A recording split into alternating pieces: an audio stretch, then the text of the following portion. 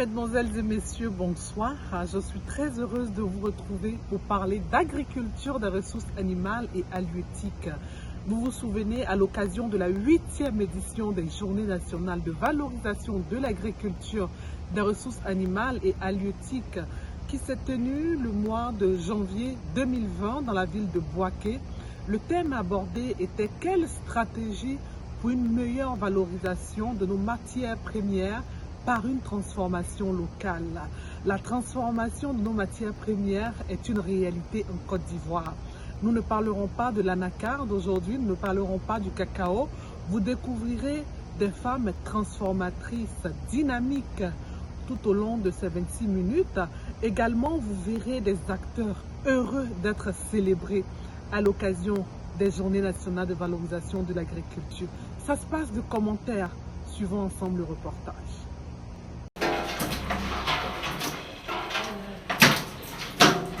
Pour plusieurs raisons, la transformation agricole apparaît comme un excellent moyen de réduire les pertes post-récolte et d'améliorer la chaîne de valeur de certains produits, tels que le manioc, la banane, les tubercules, les céréales et les fruits.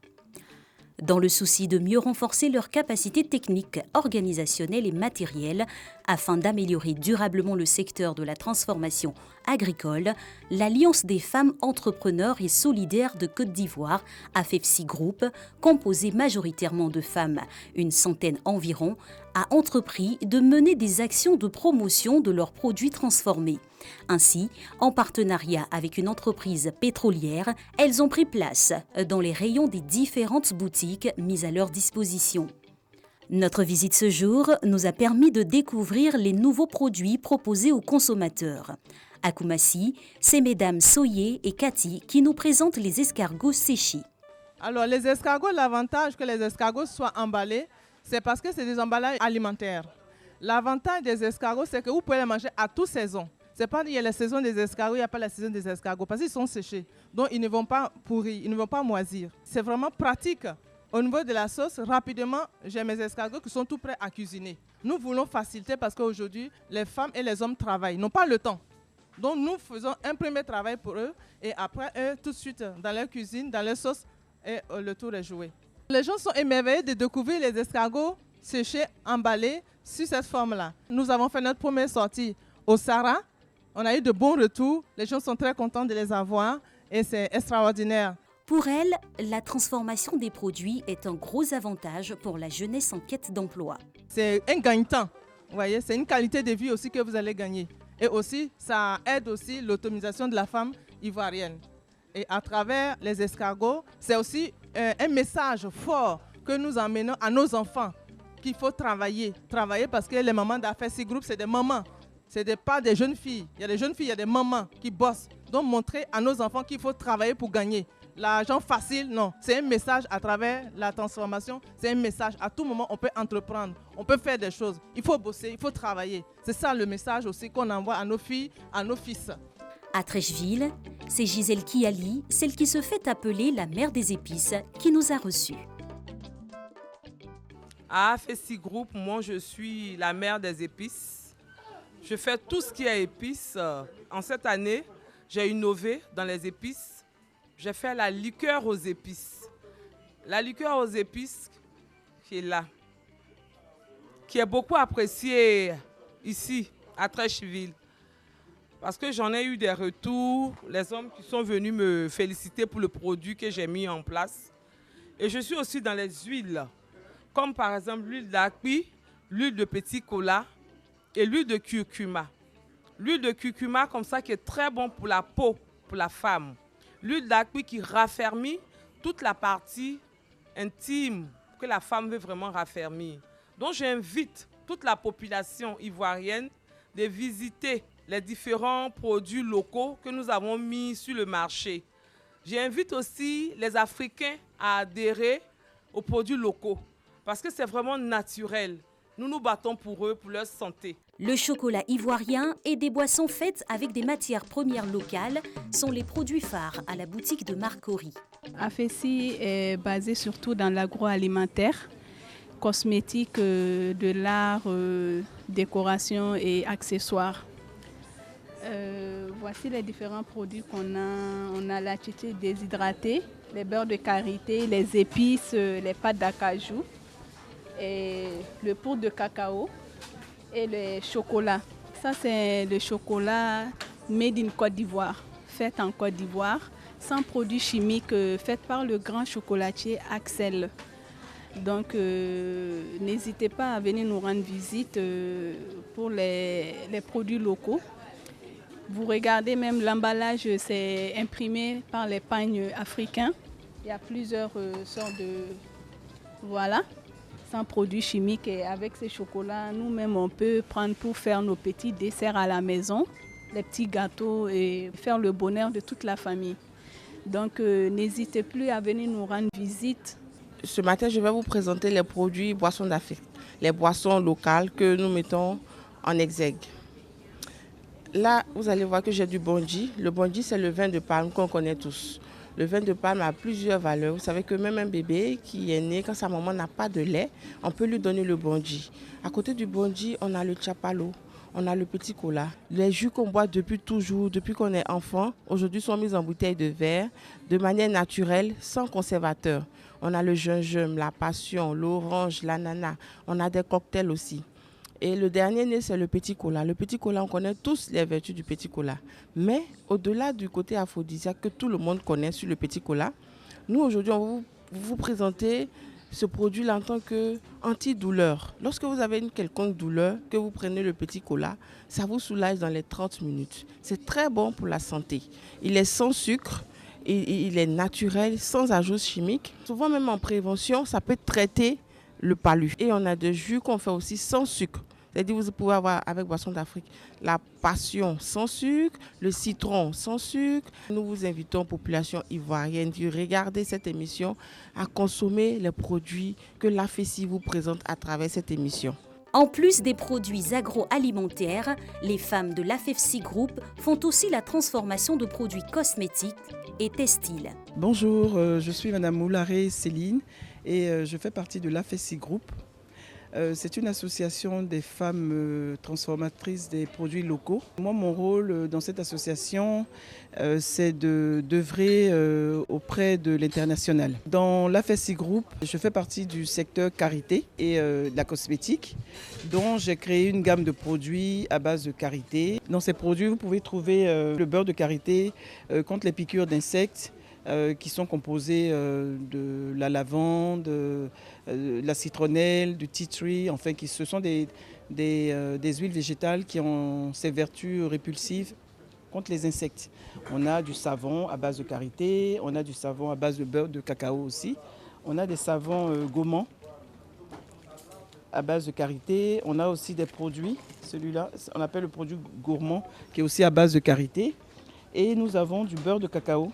Parce que notre particularité, c'est de transformer tous nos produits locaux pour permettre à la population de savoir que tout ce que nous pensons trouver à l'extérieur, nous les avons à l'intérieur.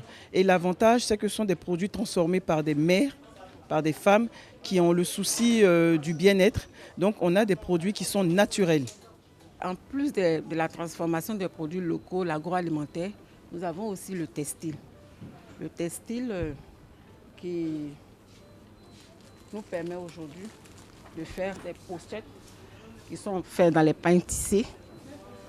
Nous avons aussi les pagnes baoulées. Nous avons les pagnes lobby.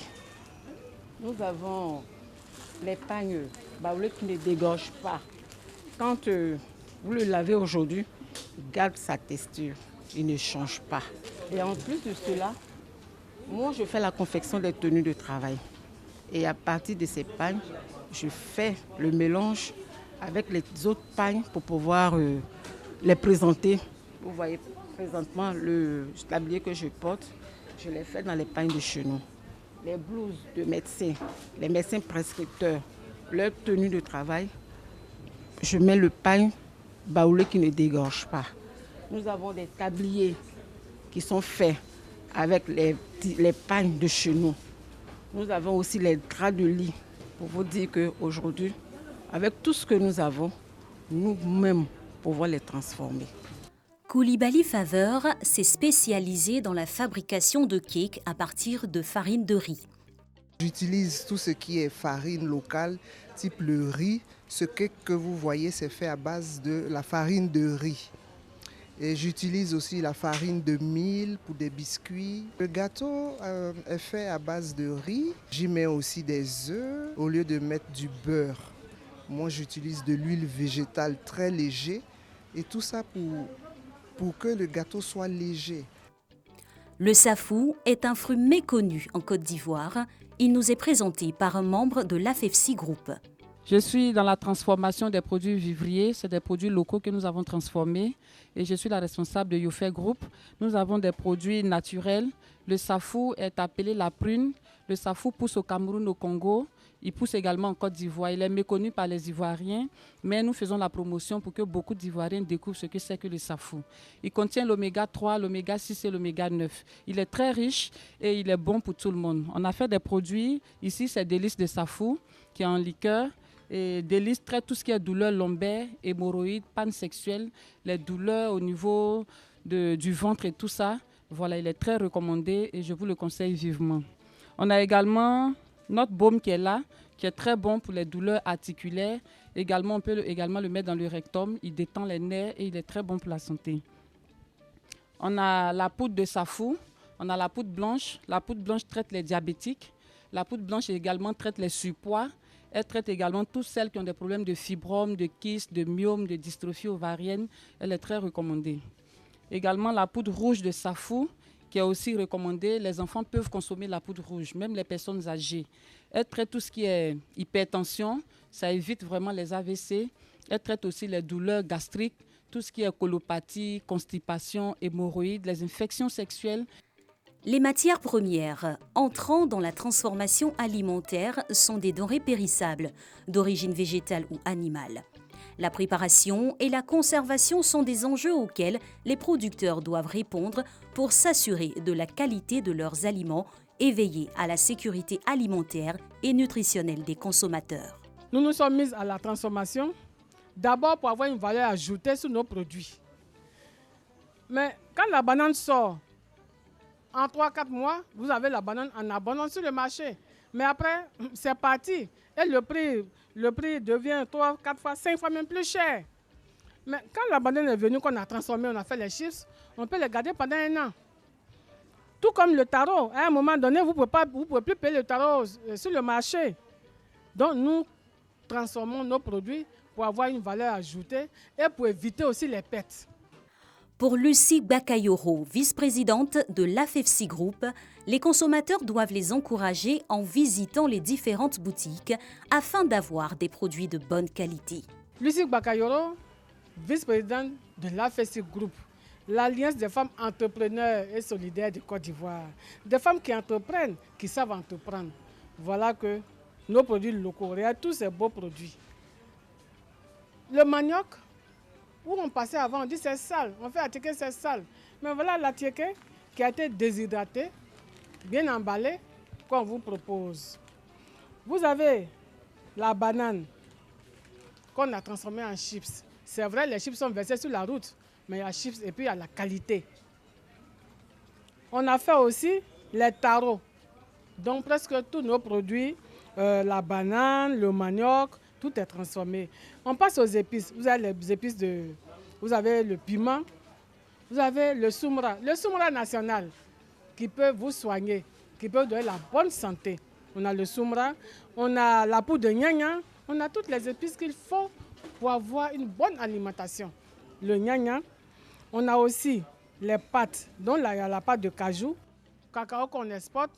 Le prix monte, le prix baisse. Mais voilà, nous, on doit consommer nos produits locaux.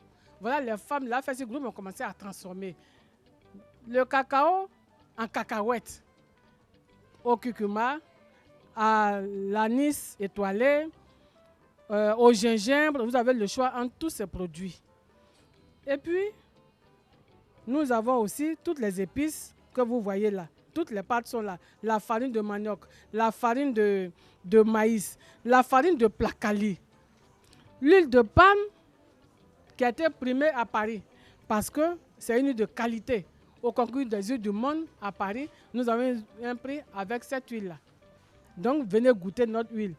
À côté de l'huile de palme, vous avez l'huile de palmiste. Et puis, on a le piment, l'huile de piment.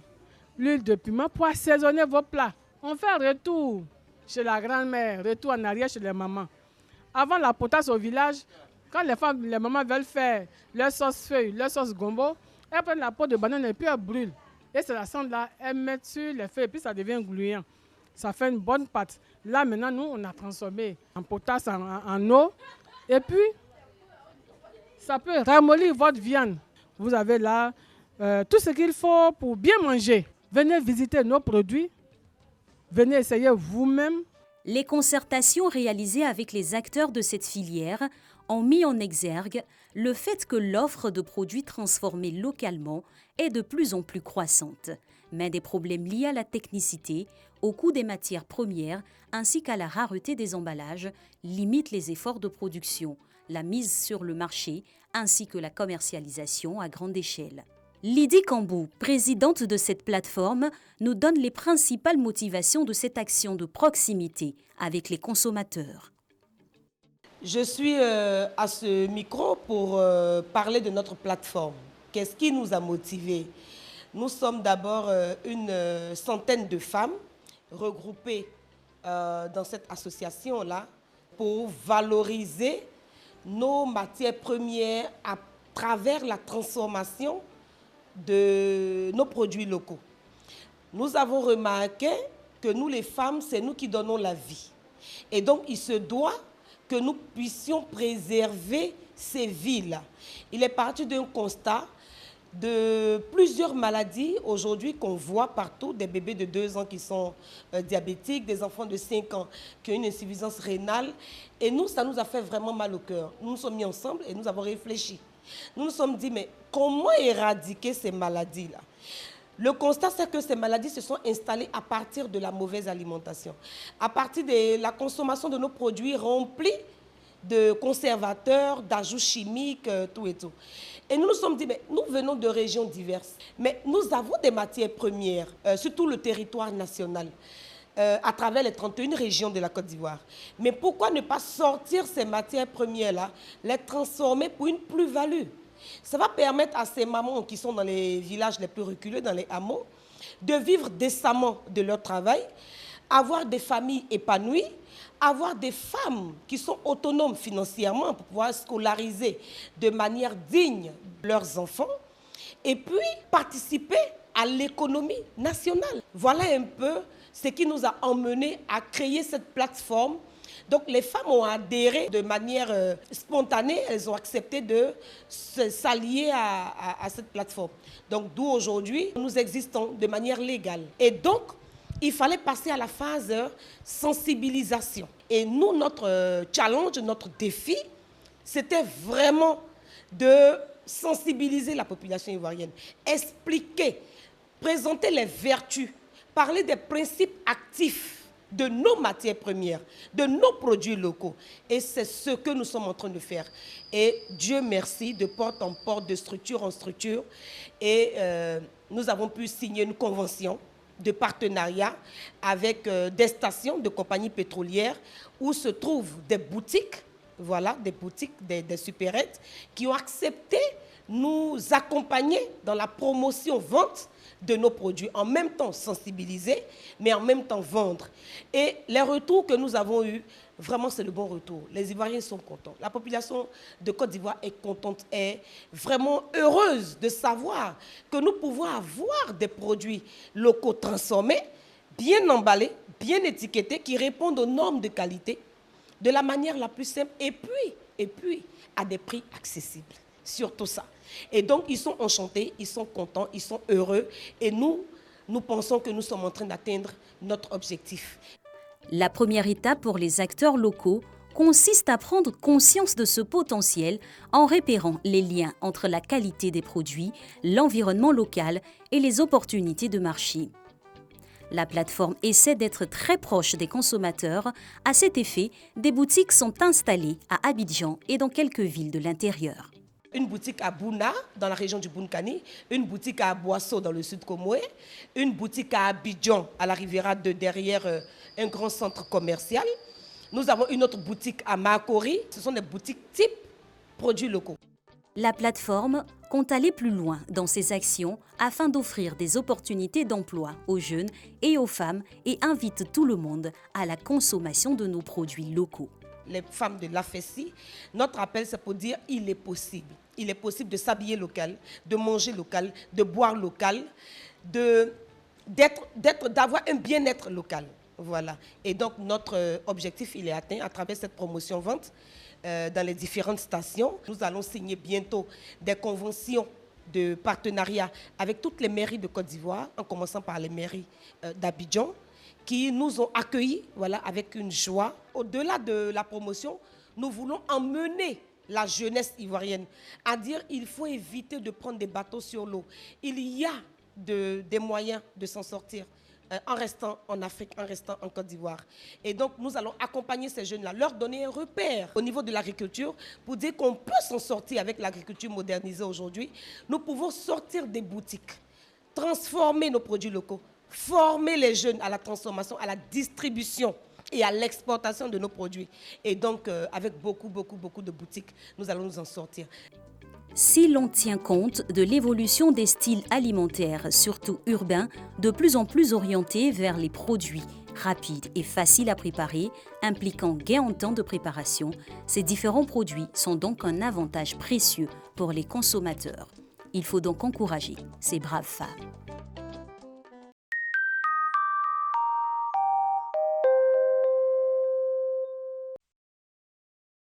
Aux journées JNVA de Boaké, j'ai eu l'opportunité d'intervenir sur le thème de la petite transformation à l'industrialisation des produits agricoles.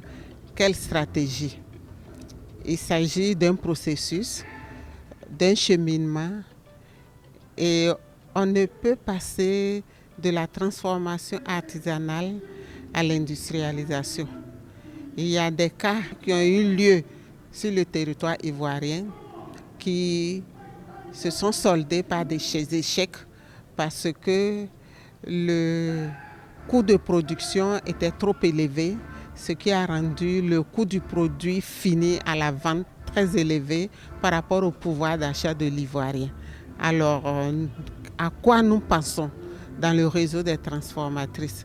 Nous pensons qu'il va falloir installer une multitude d'unités de transformation à travers la Côte d'Ivoire, comme nous l'avons déjà commencé, à Boaké et Korogo, et installer ces femmes qui vont acheter la matière première avec les productrices, et les producteurs ne feront plus de l'agriculture de subsistance.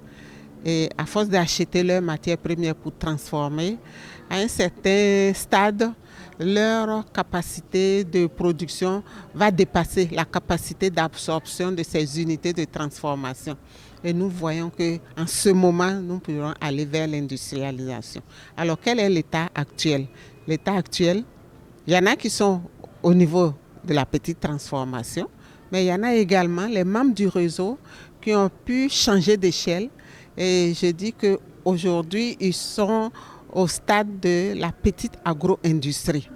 Et même à ce stade, il y a encore quelque chose à faire. Il s'agit de les installer sur un espace de production et les tirer de leur domicile. Parce que tant que tu es à domicile, tu ne peux pas produire en masse. Et quand tu ne produis pas en masse dans la transformation, tu ne fais pas de bénéfice. Tu fais du surplace.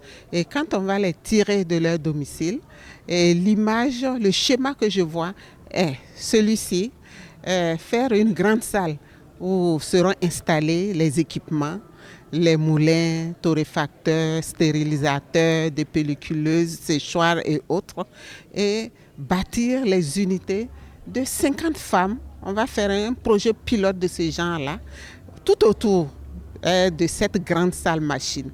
Et chaque matin, la transformatrice vient avec sa clé, elle va au bureau, elle est industrielle, elle ouvre son unité, elle travaille. Et lorsqu'elle a besoin de moudre, par exemple, les céréales, elle se déporte dans la salle machine et elle va payer cette prestation. Quand elle a fini, elle retourne dans son usine et elle finalise, elle vend.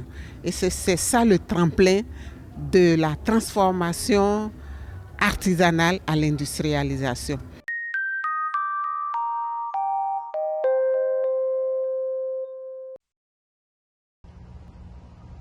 Nous venons d'épuiser nos 26 minutes. J'ai été heureuse de vous parler d'agriculture. Pour vos avis et suggestions, n'hésitez pas à nous contacter à l'adresse qui s'affiche au bas de votre petit écran. Vive l'agriculture, les ressources animales et halieutiques pour une Côte d'Ivoire prospère. Que Dieu protège notre belle nation. Au revoir.